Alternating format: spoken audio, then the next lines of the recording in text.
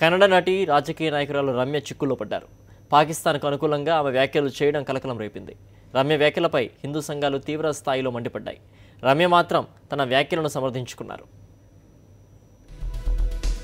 ఇటీవల ఇస్లామాబాద్లో సార్క్ దేశాల యువ పార్లమెంటేరియన్ల సమావేశం జరిగింది. కాంగ్రెస్ నుంచి ప్రముఖ నటి మాజీ ఎంపీ రమ్య ఆ సమావేశంలో పాల్గొన్నారు. ఇది పెద్ద వివాదం కాకపోయినప్పటికీ పాకిస్తాన్కు అనుకూలంగా ఆమె వ్యాఖ్యలు చేయడమే కలకలం రేపింది. రక్షణ మంత్రి మనోహర్ పారికర్ ఇటీవల పాకిస్తాన్ను ఉద్దేశించి ఘాటు వ్యాఖ్యలు చేశారు. పాకిస్తాన్ నరకమంటూ ఆయన తీవ్రంగా మండిపడ్డారు.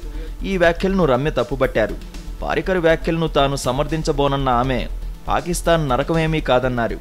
ఇస్లామాబాద్లో తనకు సాదర స్వాగతం పలికారని, అక్కడి వాళ్లు తనను ఆదరించారని చెప్పుకొచ్చారు. పాకిస్తాన్ను పొగుడుతూ రమ్య వ్యాఖ్యలు చేయడంపై ఏబీవీపీ భగ్గుమంది.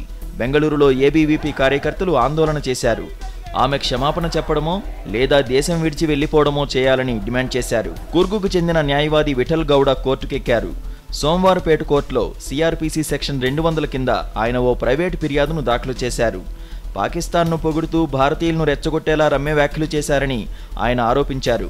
ఆమెపై ఐపీసీ సెక్షన్ 124A కింద దేశద్రోహం కేసు నమోదు చేయాలని కోరారు. అటు రమ్య ఏమాత్రం వెనక్కి తగ్గలేదు.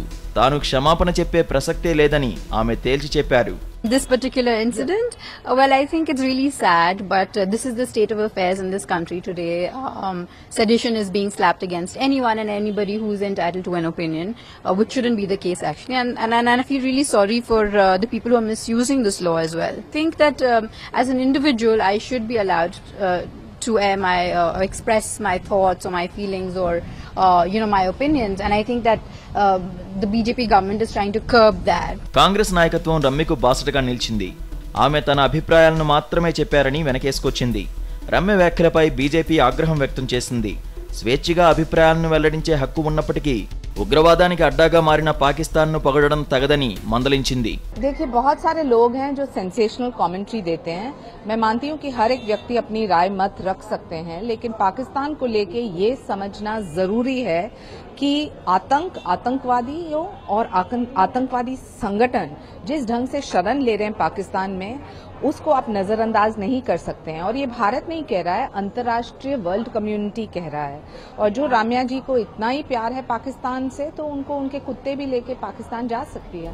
రమ్య మాత్రం క్షమాపణ చెప్పే ప్రసక్తే లేదని తెగేసి చెప్పారు. తన కుక్కతో కలిసి ఇక్కడే ఉంటానని, ఎక్కడికి వెళ్లనని చెప్పుకొచ్చారు.